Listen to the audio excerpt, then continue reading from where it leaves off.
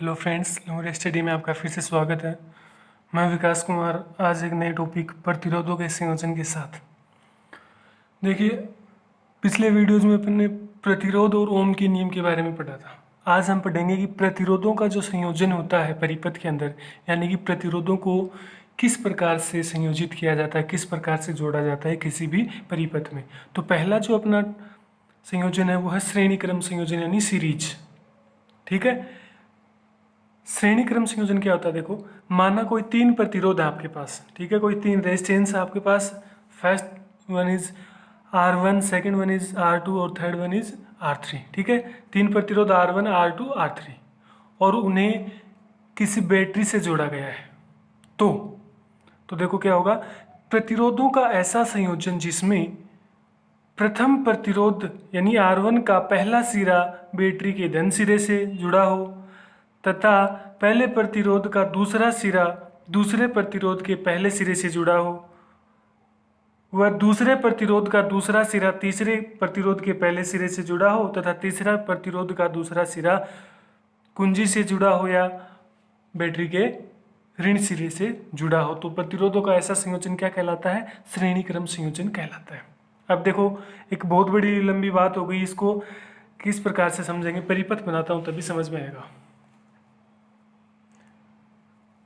अपने पास तीन प्रतिरोध माना, तो परिपथ बनाएं। परिपथ के अंदर मान लिया अपने पास ये सेल है यानी बैटरी है आपके पास, बैटरी का धन सिरा है और ये ऋण सिरा है। यहाँ कुंजी जोड़ी है अपन ने। अब अपने पास कितने प्रतिरोध है? तीन प्रतिरोध है। तो पहला प्रतिरोध देखो ये रहा, यहाँ से शुरू करेंगे। क्या नाम इसका? R1। कौन सा प्रतिरोध है? पहला प्रतिरोध R1, यानी इस R1 का एक सिरा तो ये रहा और एक ये रहा। ठीक है, फिर नेक्स्ट प्रतिरोध R2 और नेक्स्ट वन इज R3। तीन प्रतिरोध है आपके पास। ठीक है, और इसको यहाँ से मिला देते हैं तो ये बन जाएगा परिपथ। अब देखो, आपके पास तीन प्रतिरोध हैं R1, R2 और R3। ये आपके पास बैटरी है, ये धन सिरा और ये ऋण सिरा। बैटरी V से दिखाओ या फिर B से। ठीक, ये आपके पास कुंजी है। अब देखो, इसमें बहने वाली धारा, परिपथ में बहने वाली धारा है I। अब श्रेणी क्रम संयोजन में क्या होता है कि श्रेणी क्रम संयोजन में देखो, यहाँ से जो धारा है ये प्रत्येक प्रतिरोध में समान धारा बहती है, यानी कि इसके अंदर I है, R1 के अंदर भी I है, R2 में भी I बहेगी, R3 में भी I बहेगी। ठीक, लेकिन यहाँ पर विभवांतर कैसा होगा? अलग अलग होगा। R1 के सिरों पर विभवांतर जो है वो है V1, R2 के सिरों पर विभवांतर है V2 और R3 के सिरों पर विभवांतर क्या है? V3। भाई R1 ये प्रतिरोध है, इसका एक सिरा तो ये रहा और एक ये रहा। R2 इसका एक सिरा ये रहा और एक सिरा ये रहा। R3 एक सिरा ये रहा और एक सिरा ये रहा। तीन प्रतिरोधों को आपने जोड़ा है बैटरी के साथ। ठीक है, और इनमें धारा बह रही है I। अब देखो क्या बताया ऊपर कि प्रतिरोधों का ऐसा संयोजन जिसमें पहला प्रतिरोध यानी R1, पहले प्रतिरोध का पहला सिरा ये, जैसे मान लो यहाँ पर A है ना, ये A B C दे देता हूँ उसको नाम। तो पहले प्रतिरोध का पहला सिरा बैटरी के धन सिरे से जुड़ा हुआ है। पहले प्रतिरोध का दूसरा सिरा ये रहा, पहले प्रतिरोध का दूसरा सिरा दूसरे के पहले से जुड़ा हुआ है। दूसरे का दूसरा तीसरे के पहले से जुड़ा हुआ है और तीसरे का दूसरा कुंजी से होता हुआ बैटरी के ऋण सिरे से जुड़ा हुआ है। तो इस प्रकार का संयोजन क्या कहलाता है? श्रेणी क्रम संयोजन कहलाता है। श्रेणी क्रम संयोजन में प्रत्येक प्रतिरोध में धारा का मान समान होता है और विभवांतर का मान अलग अलग होता है। यानी प्रतिरोधों का ऐसा संयोजन जिसमें किसी प्रतिरोध का, यानी कि पहले प्रतिरोध का पहला सिरा बैटरी के धन सिरे से जुड़ा हो और प्रतिरोध का दूसरा सिरा दूसरे प्रतिरोध के पहले सिरे से जुड़ा हो, दूसरे प्रतिरोध का दूसरा तीसरे के पहले से जुड़ा हो और तीसरे प्रतिरोध का दूसरा सिरा बैटरी के ऋण सिरे से जुड़ा हो। तो प्रतिरोधों का ऐसा संयोजन क्या कहलाता है? श्रेणी क्रम संयोजन कहलाता है। अब देखो, श्रेणी क्रम संयोजन में हम जो ज्ञात करना होता है वो क्या ज्ञात करना होता है, कुल विभवांतर का मान ज्ञात करेंगे। क्यों? क्योंकि देखो धारा तो समान बह रही है पूरे परिपथ के अंदर, R1 में भी वही, R2 में भी वही, R3 में भी, लेकिन विभवांतर का मान अलग अलग है प्रत्येक सिरे पर।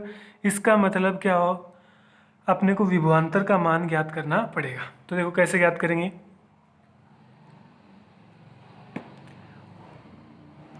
माना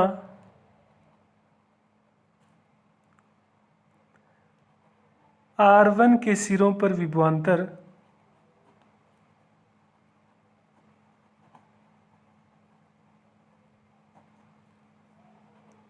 V1 है, तो V1 की वैल्यू क्या आएगी,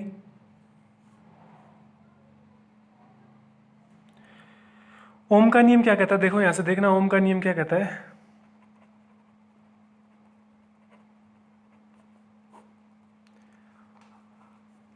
ओम का नियम कहता है कि विभवांतर और धारा का अनुपात सदैव एक नियतांक होता है जिसे प्रतिरोध नियतांक से व्यक्त किया जाता है, R बराबर V बटा आई।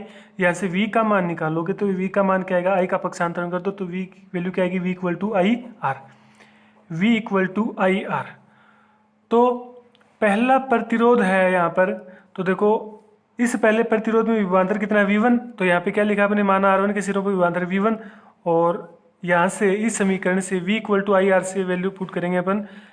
आई तो समान है सभी पूरे परिपथ में, आई तो पूरे में आई है, और यहाँ पर प्रतिरोध कितना है, R1। ठीक है, तो माना R1 के सिरों पर विभवांतर V1 है, तो V1 equal to I R1। R2 के सिरों पर विभवांतर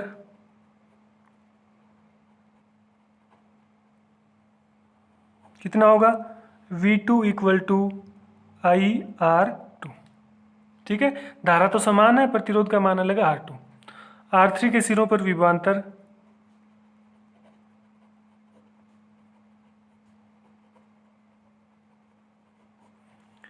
V3 equal to I R3।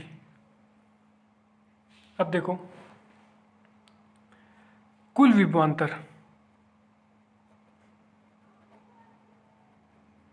कुल विभवांतर क्या होगा, V, ठीक है, कैपिटल V, और उसकी वैल्यू क्या आएगी, V बराबर V1 plus V2 plus V3। कुल का मतलब प्रतिरोध, तीन प्रतिरोध अलग अलग, तीनों के सिरों पर उत्पन्न विभवांतर को जोड़ देंगे तो कुल विभवांतर आ जाएगा V बराबर V1 plus V2 plus V3। चूंकि V का मान तो कितना है, यहाँ से आई आर है, V बराबर आई आर, तो यहाँ से V की वैल्यू तो अपन ने लिख दी आई आर।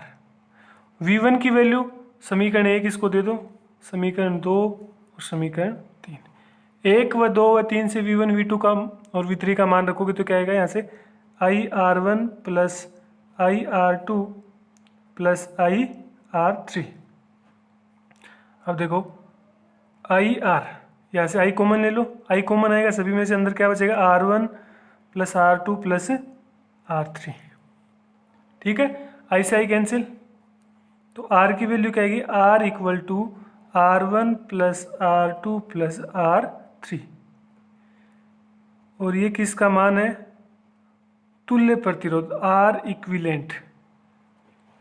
ठीक है, तुल्य प्रतिरोध का मान क्या आ गया, R equivalent equal to R1 plus R2 plus R3, और यही अपने को ज्ञात करना था तुल्य प्रतिरोध।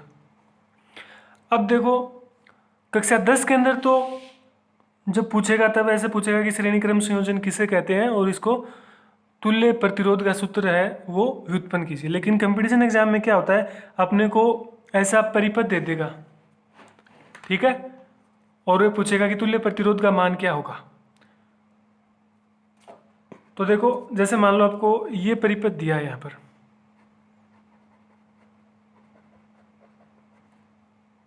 ये बैटरी है जी, दे दी प्लस माइनस, ये तीन प्रतिरोध दिए आपको। पहले प्रतिरोध का मान दे दिया आपको 5 ओम, दूसरे का 3 ओम और तीसरे का 2 ओम, तीन प्रतिरोध दिए। बस एग्जाम के अंदर ये देगा, ऐसा परिपथ दे देगा, तो परिपथ में तुल्य प्रतिरोध का मान ज्ञात करो। अब आप तभी ज्ञात कर सकते हो कि जब आपको ये पता होता है कि ये कौन सा क्रम दिख रहा है आपको, श्रेणी क्रम संयोजन है। तो श्रेणी क्रम संयोजन में तुल्य प्रतिरोध का मान क्या होता है, सभी प्रतिरोधों का योग। तो ये इस परिपथ के अंदर तुल्य प्रतिरोध कितना आ जाएगा, सभी प्रतिरोध यानी 5 + 3 + 2 यानी 10 ओम। तो तुल्य प्रतिरोध कितना आ गया? 10 ओम। नेक्स्ट देखो समांतर क्रम संयोजन। किसी परिपथ में 3 प्रतिरोध आपके पास R1, R2, R3 का एक सिरा तो किसी एक बिंदु पर तथा दूसरा सिरा किसी दूसरे बिंदु पर या सिरे पर जुड़ा हो तो ऐसा संयोजन क्या कहलाता है? समांतर क्रम संयोजन कहलाता है। समांतर क्रम संयोजन में धारा का मान तो अलग अलग होता है, यानी कि प्रत्येक प्रतिरोध में धारा अलग होती है और विभवांतर समान होता है। देखो कैसे, पहले बनाए अपन परिपथ।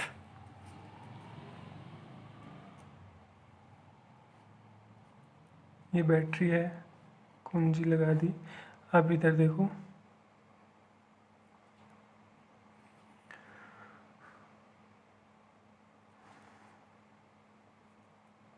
एक प्रतिरोध तो यहां से जोड़ेंगे ऐसे, एक प्रतिरोध ये रहा और एक प्रतिरोध ये रहा। 3 प्रतिरोध आपके पास। इन तीनों प्रतिरोधों का देखो एक सिरा तो यहाँ जुड़ा हुआ है बिंदु ए पर, पहला सिरा। तो इस प्रतिरोध को नाम दे दिया R1, R2 और R3, और ये दूसरा सिरा जुड़ जाएगा इधर,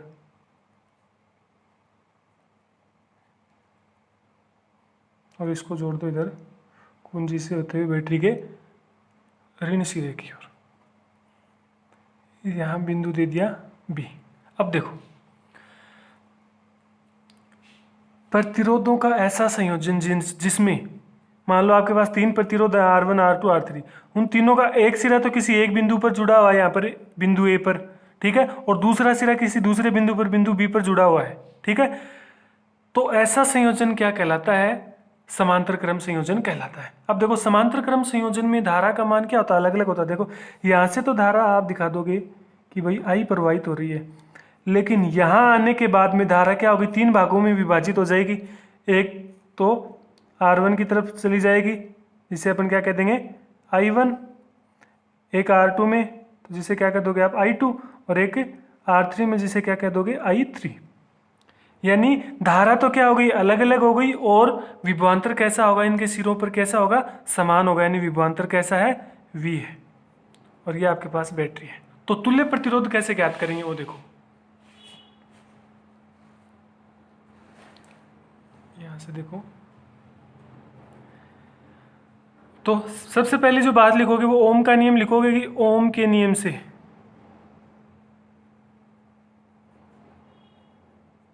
अब देखो इसके अंदर कौन सी राशि का मान ज्ञात करोगे आप? वहां पर विभवांतर अलग अलग था तो विभवांतर का मान ज्ञात किया था, तो यहाँ पर क्या धारा है अलग अलग है तो धारा का मान ज्ञात करोगे, कुल धारा का मान ज्ञात करोगे। तो ओम के नियम से I की वैल्यू क्या होती है? V/R। ये कैसे आया? देखो ओम का नियम यही तो कहता है R = V/I, और यहाँ से I का पक्षांतरण कर दिया तो I बराबर क्या आ गया? V/R। तो आपने क्या लिख दिया? ओम के नियम से I = V/R। अब देखो R1 में प्रवाहित धारा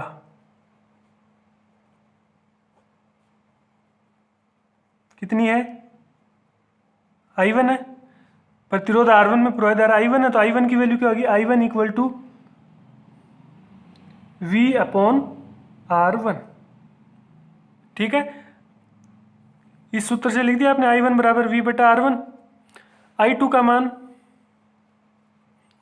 यानी R2 में प्रवाहित धारा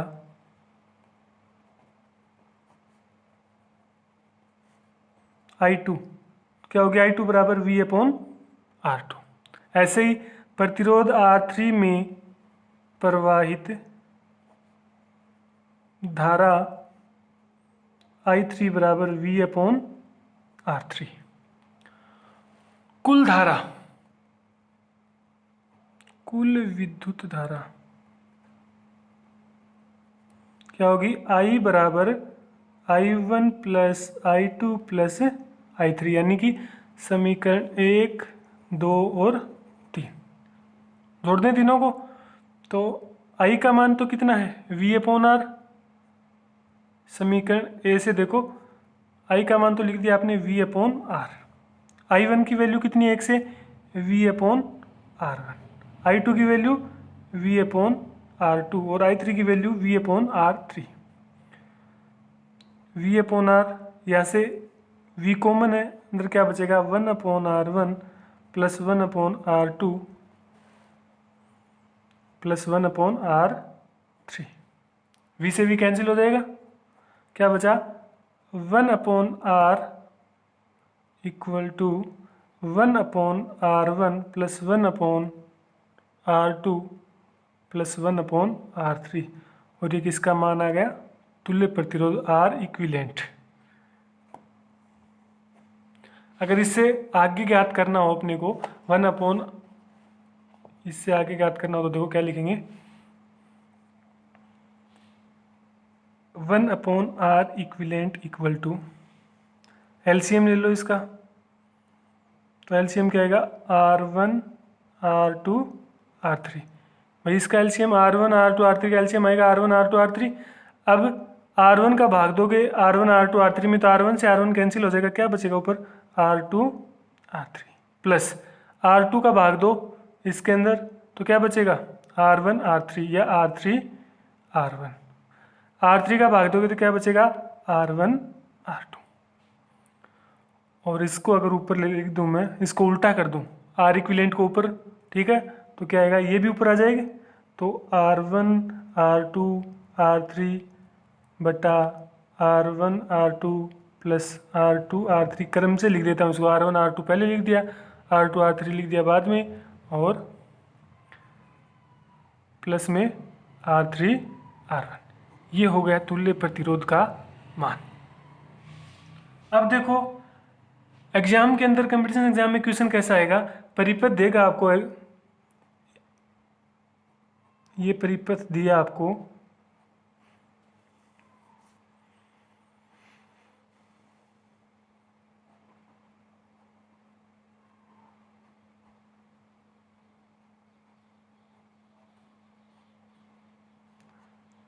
ये बैटरी का ऋण सिरा, ये धन सिरा, इधर दिखाओगे आप आई। अब ऐसा आपको परिपथ दे दिया और यहाँ पर वो ही देखो थोड़ी देर पहले जो पूछा था वो, यहाँ पर R1 का मान 2 लिख दिया, R2 का मान 3 ओम और R3 का मान 4 ओम, 2 3 4। तो वो कहेगा कि परिपथ का तुल्य प्रतिरोध ज्ञात करो। ठीक है, तो तुल्य प्रतिरोध ज्ञात करोगे तो आपको ये पता होगा कि भाई ये कौन से क्रम में, समांतर क्रम में, तो समांतर क्रम में तुल्य प्रतिरोध ऐसे आता है 1/R equal to 1/R1 plus 1/R2 plus 1/R3, यानी 1/R इक्विवेलेंट कैसे निकालोगे 1/2 प्लस 1/3 प्लस 1/4, और यहाँ से एलसीएम ले लो, कितना आएगा 12। 12 में 2 का भाग दिया 6, 12 में 3 का दिया 4, 12 में 4 का दिया 3, कितना आया 6 4 10 3 13, 13/12। ये तो क्या है 1/R इक्विवेलेंट है, इसको उल्टा करो भाई, यहाँ से क्या आएगा 1/R इक्विवेलेंट की वैल्यू क्या है आपके पास 13/12, और आपको तो R इक्विवेलेंट चाहिए, यानी इसको उल्टा कर दो तो 12/13 ओम। अब देखो इन दोनों वैल्यूज में देखना कुछ आपको रिलेशन निकलता है। R इक्विवेलेंट की वैल्यू कितनी है 12/13 ओम, यानी कि ये 1 ओम से भी छोटा है। इसका तात्पर्य क्या हुआ कि समांतर क्रम संयोजन में तुल्य प्रतिरोध का मान दिए गए छोटे से छोटे प्रतिरोध के मान से भी क्या होता है, कम होता है। जैसे यहाँ पे आपको 2 ओम 3 ओम 4 ओम दिया था, ठीक है, तो तुल्य प्रतिरोध का मान जब आप निकाल रहे हो तो वो आ रहा है 12/13 ओम, यानी कि ये 1 ओम से भी छोटा है। इसका तात्पर्य क्या हुआ कि समांतर क्रम संयोजन में तुल्य प्रतिरोध का मान दिए गए सबसे कम प्रतिरोध के मान से भी कम होता है। Thank you. अगर वीडियो पसंद आए तो लाइक एंड शेयर जरूर करो।